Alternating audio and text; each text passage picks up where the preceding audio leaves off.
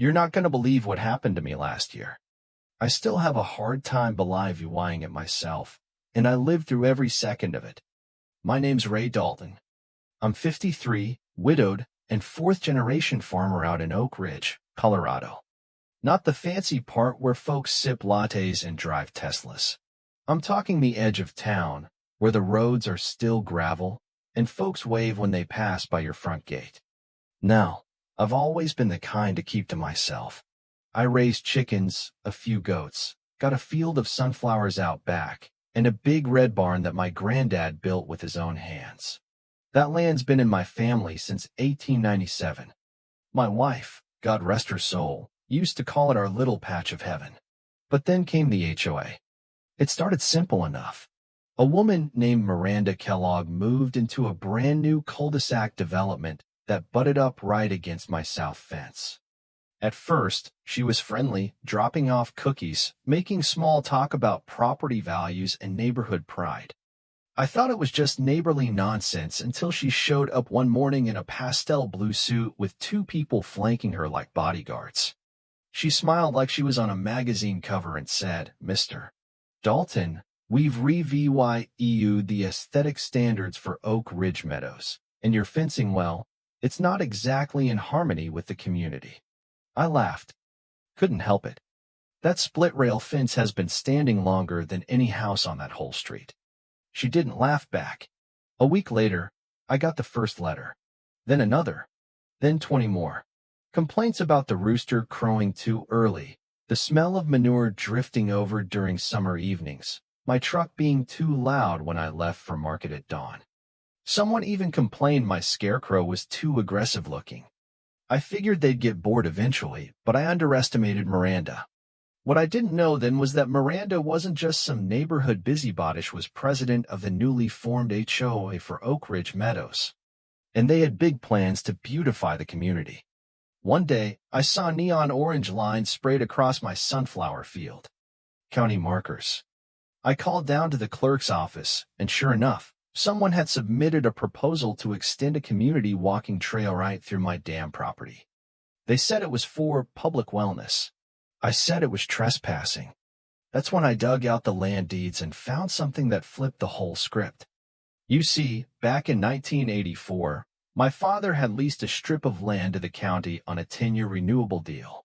That land just happened to include the very spot where the HOA clubhouse now sat, except nobody had renewed that lease in over 20 years. Technically, that land was mine.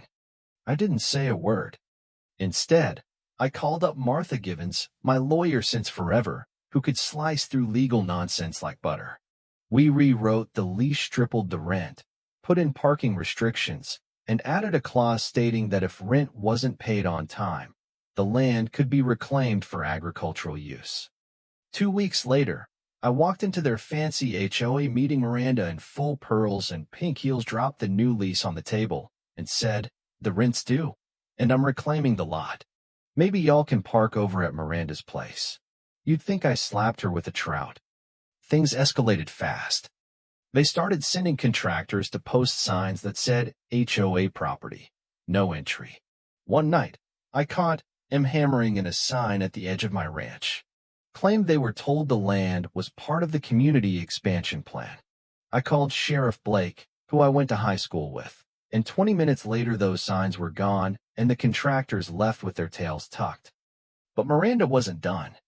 Next thing I know, I get hit with citations one after another.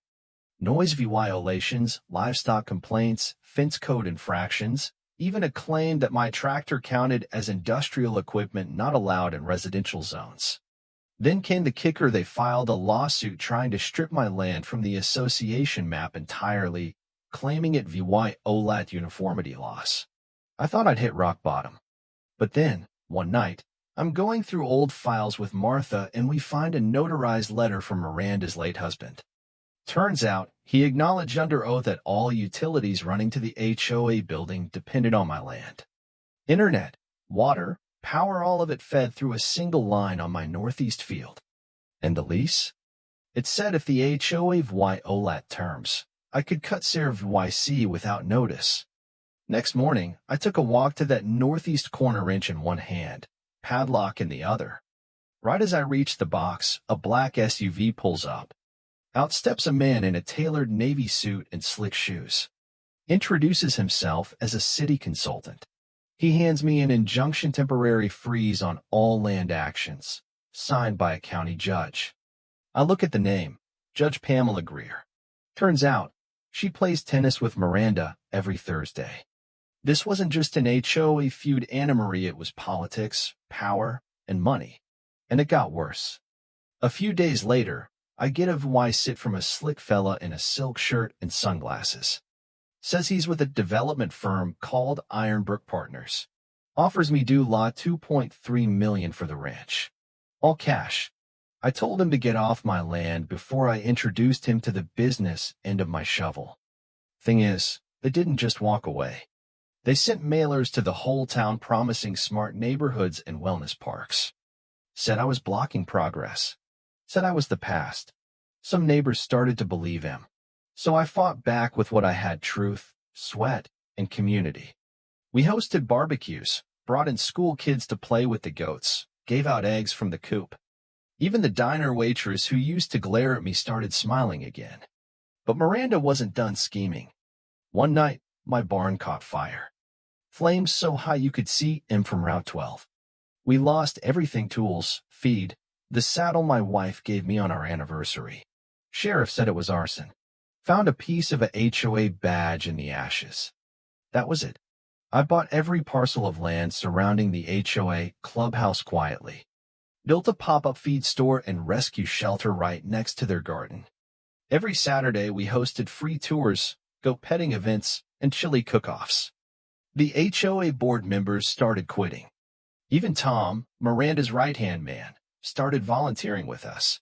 Then came the final blow. Miranda and her new backers filed an emergency eminent domain petition, claiming my structures were temporary and obstructive. But what they didn't know was we found an old clause from 1979. Any land over 15 acres farmed for 40-some years couldn't be rezoned without a public vote. We rallied. Got over 2,000 signatures. Packed the courthouse. And when the judge won, not on Miranda's tennis team, heard our case, he ruled in our favor. Dismissed all claims. Warned them not to try it again. Miranda? She left town. Rumors say she moved to Arizona or filed for bankruptcy. Don't know. Don't care. A year later, the barn's rebuilt, bigger and better. The co-op runs strong. We even built a learning center for local kids. And that sunflower field? Taller and brighter than ever. Folks around here call it the heart of Oak Ridge now. I'm telling you this not for sympathy or glory.